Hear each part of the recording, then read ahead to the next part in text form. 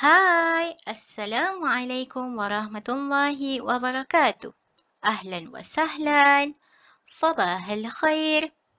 في هذا اليوم سندرس المادة اللغة العربية مع Ustazah Husna.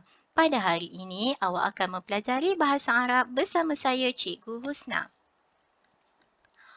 الآن افتحوا كتابكم صفحة 24. Sekarang buka buku teks awak muka surat 24. في هذا اليوم سندرس تحت الموضوع حرف قاف. Pada hari ini kita akan mempelajari huruf qaf. في الآخر هذا فيديو تمكن.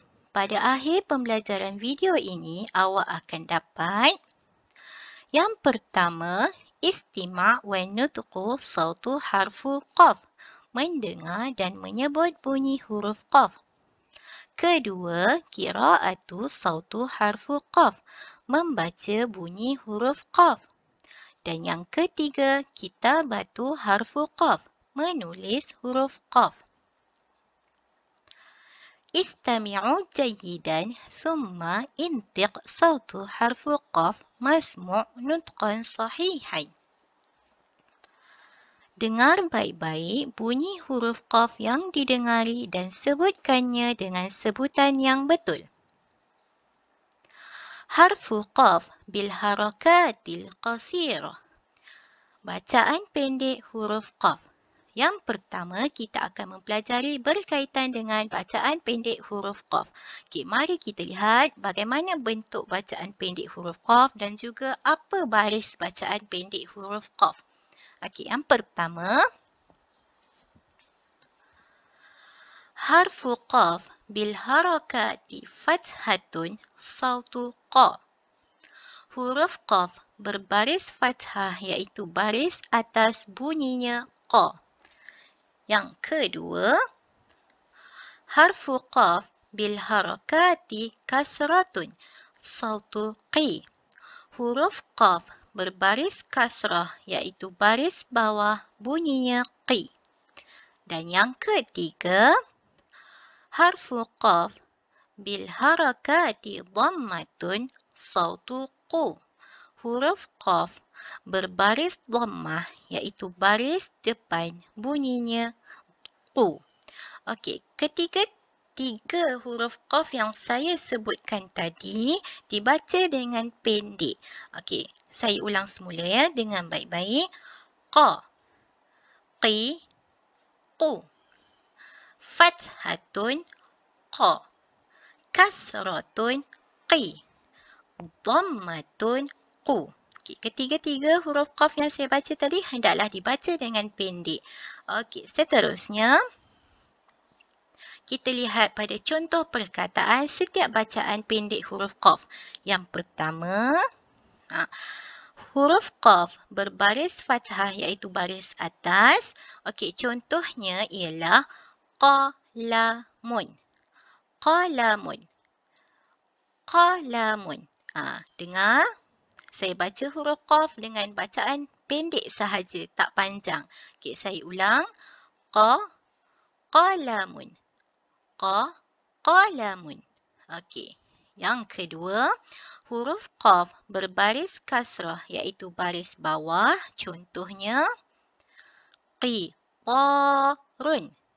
Qitarun. Qitarun. Okey, boleh dengar bacaan saya tadi huruf qaf berbaris bawah ni hendaklah baca dengan pendek. Saya ulang ya. Qitarun. Qitarun. Seterusnya yang ketiga, huruf qaf berbaris dhammah iaitu baris depan bunyinya qu. Contoh qubba'atun.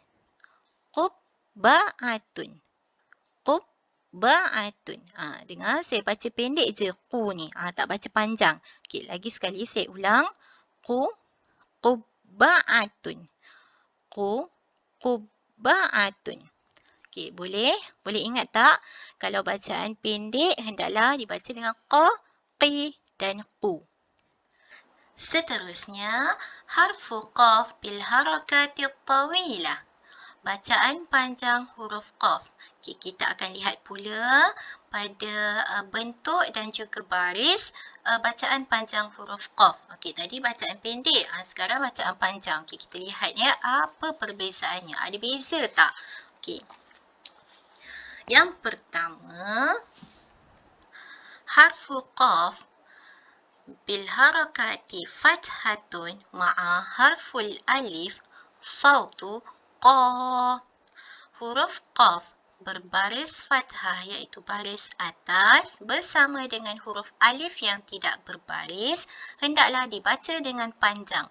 Qa. Okey, awak ingat ya, yang pertama kalau huruf qaf tu ada baris atas mesti kena ada alif ya, alif yang tidak berbaris. Okey, yang kedua, harfu qaf bil harakati kasratun ma'a harfu ya sautu qi. Huruf qaf berbaris kasrah iaitu baris bawah bersama dengan huruf ya yang tidak berbaris hendaklah dibaca panjang qi. Okey, tadi kalau fathah kena ada alif. Okey, sekarang kalau huruf qaf tu ada kasrah mesti kena ada huruf ya yang tidak berbaris. Okey, dan yang ketiga, harfu qaf bil harakati dhammatun ma'a harfu waw sautu qu. Huruf qaf berbaris dhammah iaitu baris depan bersama dengan huruf waw yang tidak berbaris hendaklah dibaca panjang qu. Okey, yang tadi kalau yang pertama tadi huruf qaf ada baris fathah, kena ada huruf alif. Yang kedua, huruf qaf kalau dia baris kasrah kena ada ya. Dan yang ketiga ni, kalau huruf qaf tu ada baris dhammah, mesti kena ada huruf waw yang tidak berbaris.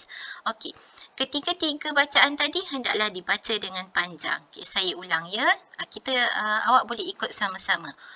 Qa, qa, qi, qi, qu, qu. Okey, seterusnya mari kita lihat contoh setiap perkataan untuk bacaan panjang huruf qaf. Okey, yang pertama, okey, huruf qaf baris fathah, lepas tu ada huruf alif yang tidak berbaris kena baca panjang qa. Okey, contoh dia burtuqalun. Burtuqalun. Okey, kalau awak nampak dekat sini, okey, kejap ya. Saya tukar pen warna apa yang sesuai ya. Pen warna dark blue. Okey, kalau awak nampak kat sini, ada huruf qaf tu, baris fathatun. Ini baris fathatun, mesti kena ada huruf alif yang tidak berbaris. Ingat tahu kalau nak panjangkan dia, kena panjang sedikit. Dia macam baca Quran lah. Kalau Quran, kalau ada huruf alif tu kena panjang 2 harakat kan, lebih kurang je. Burtuqalun. Burtuqalun. Okey, itu untuk yang pertama. Contoh yang kedua, huruf qaf berbaris kasrah, lepas tu dia ada huruf ya yang tidak berbaris, hendaklah baca panjang. Qi, qi. Okey, kita tengok pada contoh dia. Okey, contoh dia haqibatun. Haqibatun. Okey, awak nampak kan huruf qaf ni? Ini huruf qaf berbaris kasrah. Bila dia baris kasrah, mesti kena ada huruf ya yang tidak berbaris. Awak kena ingat tau, kalau dia baris kasrah, mesti kena ada ya yang tidak berbaris. Jadi kena baca panjang. Haqibatun. Haqibatun. Okey, dan yang ketiga, qu. Qu. Okey, huruf qaf berbaris dhammah bersama dia ada huruf waw yang tidak berbaris, hendaklah dibaca panjang. Qu. Qu. Okey, contoh dia huqulun. Huqulun. Okey, kalau awak nampak kat sini huruf qaf, ada huruf qaf berbaris dhammah, lepas tu mesti kena ada huruf waw yang tidak berbaris. Kena panjang. Contoh bacaannya huqulun. Huqulun. Seterusnya, mari kita lihat pada kaifiyah kitabatu harfu qaf. Okay, kita akan lihat pada cara menulis huruf qaf. Okay, sebelum kita nak tulis huruf qaf ni, mari kita lihat apa ciri-ciri yang perlu kena ada bila nak tulis huruf qaf. Okay. Ini adalah huruf qaf seperti yang awak nampak. Okey, ciri dia yang pertama. Okey, kepala huruf qaf hendaklah ditulis di atas garisan. Awak ingat ya, huruf qaf ada kepala. Okey, ni adalah kepala. Okey, ini adalah garisan. Okey, ingat ya, kepala huruf qaf mesti atas garisan. Ini adalah garisan. Okey, ciri yang kedua. Perut buncit bawah garisan. Huruf qaf ada perut buncit. Ini adalah perut buncit qaf mesti bawah garisan. Okey, saya tulis dulu perut buncit. Okey, seterusnya ekor naik sedikit di atas garisan. Ciri yang ketiga, huruf qaf ada ekor naik sedikit di atas garisan. Naikkan ekor dia. Ini adalah ekor. Dan yang keempat, ciri keempat, huruf qaf ada 2 titik di atas kepala. Ini adalah titik huruf qaf. Okey, boleh dapat ciri-cirinya sebelum nak menulis? Okey, mari kita lihat pada penulisan huruf qaf. Okey, tengok ya. Yang pertama, kita try tulis. Kepala huruf qaf mesti atas garisan. Okey, kita buat kepala bulat atas garisan, turun, buat perut buncit, ekor naik atas garisan. Okey, nampak? 2 titik. Okey, contoh seterusnya. Buat kepala bulat, turun, buat perut buncit, ekor naik atas garisan. 2 titik. Contoh yang terakhir. Buat kepala, turun bawah, perut buncit, ekor naik atas garisan. Okey, boleh nampak? Saya harap awak buat nanti dalam latihan awak buat kemas-kemas ya. Okey. Seterusnya, perkara terakhir yang awak nak belajar pada hari ini ialah berkaitan dengan kedudukan huruf qaf. Seperti huruf-huruf lain, sama juga huruf qaf ni ada 3 kedudukan dia. Okey, yang pertama, huruf qaf fil awal iaitu qaf yang berada di awal. Yang kedua, huruf qaf fil wasti, qaf yang berada di tengah. Dan yang ketiga, huruf qaf fil akhir iaitu qaf yang berada di akhir. Okey, awak ingat Okey, ada 3 kedudukan huruf qaf. Okey, kita nak kenal macam mana huruf qaf tu ada dekat awal, dekat tengah dan juga dekat akhir. Okey, mari kita lihat pada bentuk dan contoh dia pula. Okey, yang pertama ialah huruf qaf yang berada di awal. Okey, yang dikatakan berada di awal ni iaitu huruf qaf ni dia akan duduk dekat depan sekali dekat perkataan tu.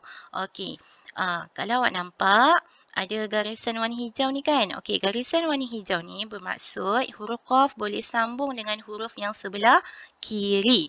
Okey, huruf qaf bila dia ada kat awal kan, dia takkan jadi macam huruf qaf tunggal. Dia takkan jadi macam ni. Kita kena buangkan perut dia. Perut buncit dengan ekor kita buang, kemudian lepaskan perut dia. Nampak? Kita lepaskan perut. Kenapa kena lepaskan?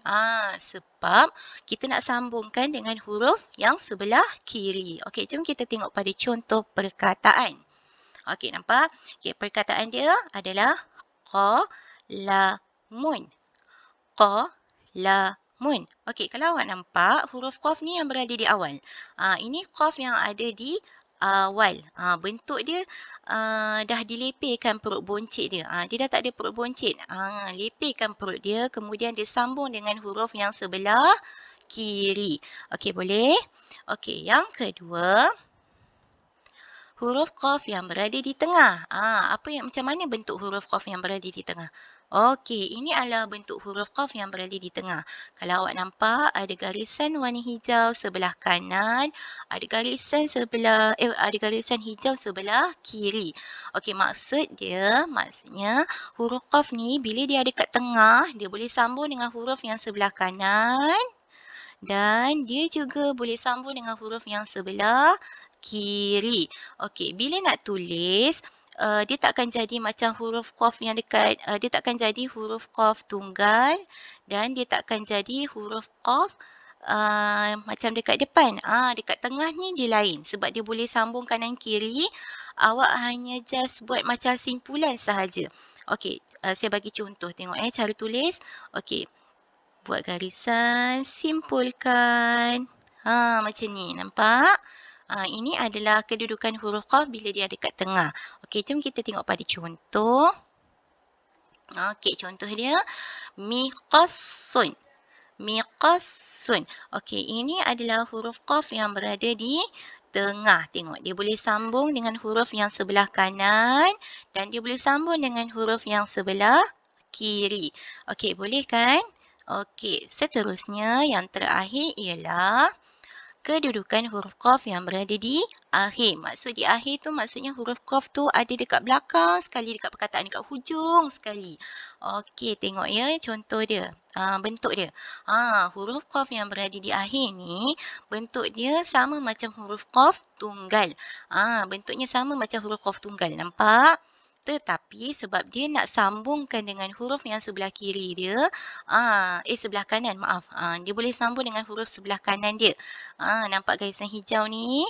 Maknanya dia boleh sambung dengan huruf sebelah kanan. Okey, jom kita tengok pada contoh. Nuqun. Nuqun.